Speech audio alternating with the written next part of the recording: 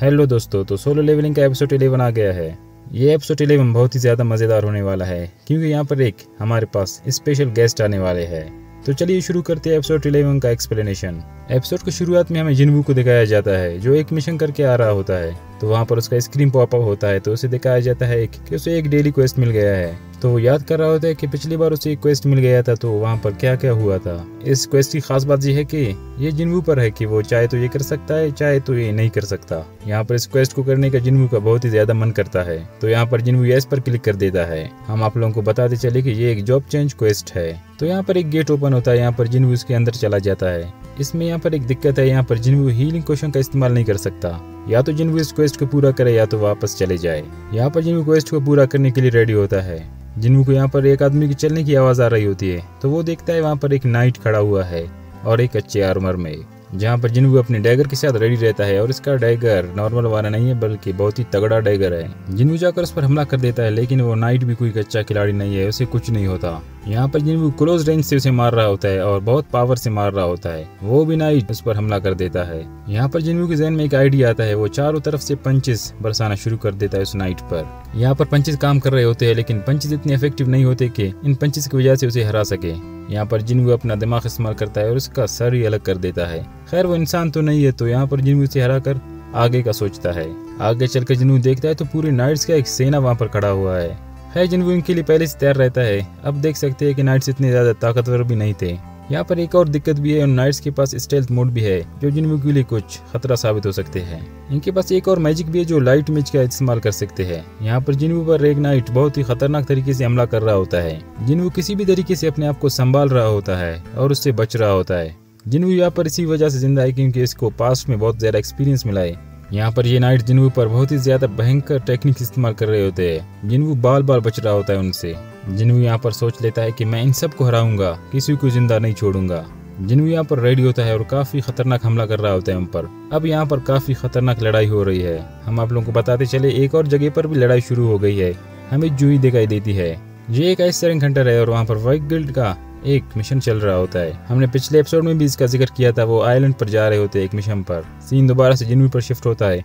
यहाँ पर जिनवू ने भाई सबको हरा दिया होता है। सबको हराने के बाद जिनवू को रिवॉर्ड्स भी मिलते हैं। यहाँ पर रिवॉर्ड्स में एक और मेन बात है कि यहाँ पर जिनवू को एक आर्मर मिला होता है। इस आर्मर की खास बात यह है कि ये दूसरों को दिखाई नहीं देगा और इसकी वजह से ना तो आपकी स्पीड खराब होगी ना तो आपकी पावर ज़ाया होंगी, बल्कि इसी वजह से आपके पावर बढ़ सकते हैं। और यहाँ पर जिनवू की डिफेंसिव भी इस आर्मर की वजह से सही होगी। अब जिनवू यहाँ पर आगे बढ़ने का सोच रहा होता है। जिनवू यहाँ पर एक दरवाजे के पास पहुंच जाता है। एक बहुत ही बड़ा दरवाजा होता है। जैसे जिनवू इस दरवाजे को खोलता है यहाँ पर एक बहुत ही ज्यादा हवा हवा का दबाव होता है। यहाँ पर काफी खतरनाक हवा चलती है। यहाँ पर जिनवू ये देखकर हैरान हो जाता है, आखिर ये क्या है। जिनवू अब समझ जाता है जो फाइनल बॉस है वो कोई नॉर्मल कोई बॉस नहीं होगा, मतलब तगड़े वाला होगा। जिनवू यहाँ पर रेडी होता है और देखता है कि कौन है आखिर। वहाँ पर चलने की आवाज आ रही होती है और ये आवाज बहुत ही खतरनाक टाइप की होती है। यहाँ पर हमें एक नाइट को दिखाया जाता है जिसका नाम है इग्रिस द ब्लड रेड। हमें दिखाया जाता है कि ये बहुत ही ज्यादा खतरनाक और कमाल का फाइटर है तो ये भी एक नाइट लेकिन बहुत ही ज्यादा तगड़े वाला और खतरनाक नाइट है। यहाँ पर इग्रिस और जिनवू में लड़ाई शुरू हो जाती है। यहाँ पर वो जिनवू पर अटैक करता है और पिलर्स को इस तरह काट देता है जैसे कि पिलर्स कोई मक्खन हो। ये देखकर जिनवू की भी थोड़ी सी फट जाती है। आप लोग देख सकते हैं जिनवू के चेहरे पर खौफ और डर किस तरह उसकी हालत हो गई है। हम आप लोगों को बताते चले कि इग्रिस की पावर तो बहुत ही ज्यादा हाई लेवल की है। यहाँ पर जिनवू सोच रहा होता है कि इग्रिस को कैसे हराएं। यहाँ पर जिनवू और इग्रिस की स्पीड तकरीबन सेम होती है। जहाँ पर जिनवू फिलहाल डिफेंसिव मोड में लड़ रहा होता है। अब दोनों में जो लड़ाई हो रही थी तकरीबन वो लाइट की स्पीड से हो रही होती है। यहाँ पर जिनवू बहुत ही गंदा वाला मार खा रहा होता है। आज तक जिनवू को ऐसा ओपोनेंट नहीं मिला था। जिनवू यहाँ पर सोचता है कि ब्लेड से तो कुछ नहीं होने वाला है इग्रिस का। यहाँ पर जिनवू अपने हाथों का इस्तेमाल करना चाहता है। अब यहाँ पर जिनवू पूरी बॉक्सिंग की तरह रेडी होता है। यहाँ पर इग्रिस भी शानदार नाइट है, वो भी अपने हथियारों को फेंक देता है और यहाँ पर इग्रिस भी रेडी होता है।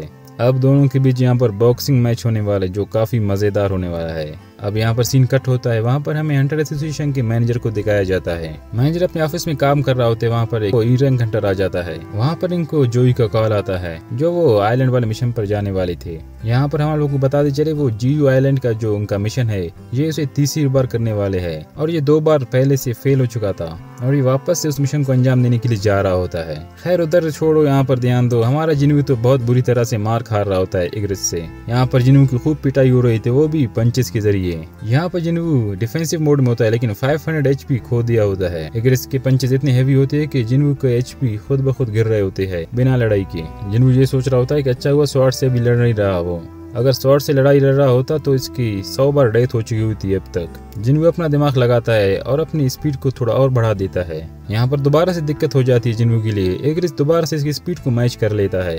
यहाँ पर दोनों में अभी भयंकर लड़ाई होती है, दोनों एक दूसरे के पंचेस से वार कर रहे होते हैं। यहाँ पर जिन्वू थोड़ा संभल के लड़ रहा होता है क्योंकि एग्रिस का आर्मर तो बहुत ही ज्यादा अच्छा है। यहाँ पर एग्रिस की आर्मर सही है तो उसे कोई फर्क नहीं पड़ने वाला फिलहाल, लेकिन भाई जिन्वू भी यहाँ पर हार नहीं मानने वाला होता, वो लड़ाई लड़ रहा होता है। यहाँ पर एग्रिस उसे लातों और घुसून से मार रहा होता है। अब लगता है इस जिन्वू बेचारा मर जाएगा। वो जिन्वू को घुमा घुमा के मार रहा होता है। एग्रिस अपनी मर्जी से जिन्वू को मार रहा होता है, कभी लात कभी घूसा कभी पता नहीं क्या, सब कुछ इस्तेमाल कर रहा होता है जिन्वू पर। जिन्वू की यहाँ पर हालत बहुत ही ज्यादा खराब होती है, वो सीधा जाकर थ्रोन पर गिर जाता है। जिन्वू यहाँ पर एकदम बेहोशी की हालत में होता है। अब एग्रिस तुरंत ही इस फाइट को खत्म करना चाहता था क्योंकि अब जिन्वू उसके मालिक की थ्रोन पर है तो इसे और भी गुस्सा आता है। एग्रिस वहाँ का रखवाला है तो उसे बिल्कुल बर्दाश्त नहीं होता कि चले। जिन्वू वैसे ही उसकी थ्रोन पर बैठा हुआ है लेकिन एग्रिस तो गुस्से में बहुत। वहाँ पर एग्रिस अपना स्वॉर्ड निकालता है और जिन्वू के गले पर वार करने वाला होता है तो हम देखते हैं कि जिन्वू उसको रोक लेता है। यहाँ पर हम देखते हैं जिन्वू अपना उस आर्मर को यूज कर रहा होता है। यहाँ पर जिन्वू कहता है कि अभी नहीं, अभी तो बिल्कुल नहीं। वो एक हाथ से तो स्वॉर्ड को पकड़ रहा होता है और दूसरे हाथ से अपने डैगर को निकालता है।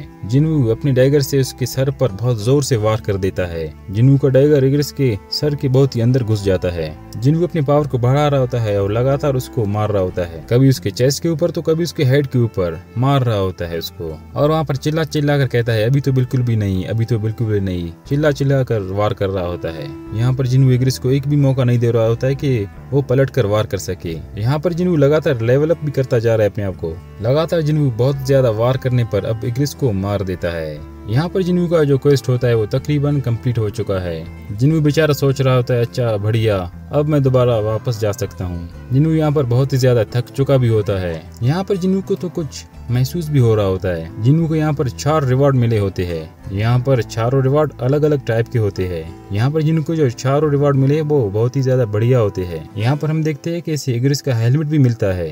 अब जिन्वू सोच रहा होता है कि मुझे यहाँ से निकलना चाहिए। तभी जिन्वू को यहाँ पर एहसास होता है तो उसका अभी तक क्वेस्ट खत्म नहीं हुआ है। असल में यहाँ पर एक और सीक्रेट मिशन है, यहाँ पर जिन्वू को कुछ देर के लिए यहाँ पर टिकना होगा। यहाँ पर हम देखते हैं कि पहले वाले जो नाइट्स थे उन्हीं की तरह बहुत सारे नाइट्स आ जाते हैं। यहाँ पर जिन्वू थोड़ा डिफेंसिव मोड में स्मूथ खेल रहा होता है। यहाँ पर जिन्वू अपने स्टेल्थ मोड का भी यूज करता है और थोड़ा सा डैगर को भी यूज कर रहा होता है। लेकिन हम यहाँ पर देखते हैं कि वहाँ का सिस्टम बहुत ही चालाक होता है। वो सिस्टम ऐसा ट्रिक इस्तेमाल करता है जिससे जिन्वू का स्टेल्थ मोड खत्म हो जाता है और इसकी वजह से जिन्वू सबको दिखाई देता है। वहाँ पर सब नाइट्स जिन्वू पर झुंड की तरह कूदते हैं। यहाँ पर जिन्वू के लिए वो काफी मुश्किल हो रही होती है। अब ये जिन्वू के लिए काफी मुश्किल है कि उनसे बच जाए। जिन्वू फिर से अपनी पावर का इस्तेमाल करता है। यहाँ पर जिन्वू का ये पावर ऐसा है कि वो अपने दुश्मनों को थोड़ी देर के लिए डरा सके, लेकिन ये काम नहीं कर रहा अब क्योंकि एक नाइट पीछे से आकर उस पर हमला कर देता है उसके पीठ पर। जिन्वू यहाँ पर टाइमिंग देखता है और ये क्या, सिर्फ 5 मिनट गुजर गए हैं। अब 5 मिनट में क्या होगा, इसे और भी टिकना होगा। यहाँ पर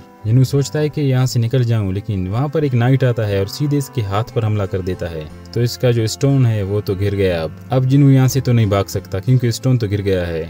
जिन्वू ये सोच रहा होता है कि किया तो क्या किया जाए, क्योंकि जिन्वू यहाँ पर हीलिंग पोशन का भी इस्तेमाल नहीं कर सकता है इस डंजन में। अब इसी के साथ ये एपिसोड भी खत्म हो जाता है। तो उम्मीद करते हैं ये एपिसोड आप लोगों को पसंद आया होगा, क्योंकि अब 12वां जो एपिसोड होगा वो बहुत ही ज्यादा मजेदार होने वाला है। तो thanks for watching, bye bye.